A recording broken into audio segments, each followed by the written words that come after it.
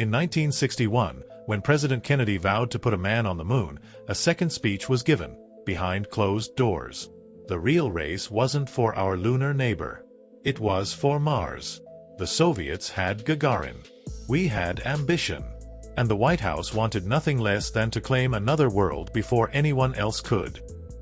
Publicly, the Apollo program continued. Privately, Project Ares was born. Its goal, a manned landing on Mars within the decade. Budgets exploded, factories roared, and the country slipped into a silent wartime footing. But this war was fought with engineers, not soldiers. When Apollo 1 burned, it could have ended the dream. Instead, it changed the target. The moon was no longer the goal. It was a stepping stone we no longer needed. Every ounce of focus, every dollar, every sleepless night, went to Mars. August 14, 1969. The day the world looked up and saw a rocket 3 times the size of Saturn V. Ares 4, gleaming white under the Florida sun, carried 3 souls on an 8-month journey. Armstrong, Aldrin, and Whitfield, the first woman to leave Earth's orbit. 8 months in a steel shell.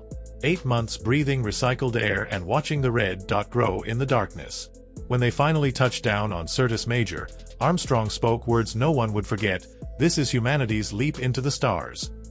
The broadcast reached every corner of Earth. Farmers stopped their tractors. Children stared at black and white TVs. For the first time, we were all united, not as Americans or Soviets, but as people watching humanity leave its cradle. The landing froze the Cold War in its tracks. Neither Washington nor Moscow dared to risk the jewel of human achievement. Cooperation replaced confrontation.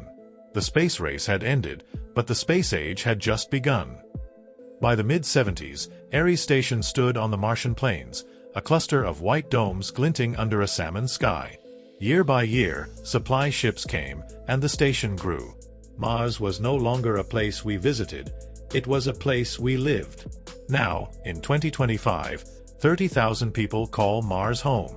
Cities like Olympus City and New York hum with life.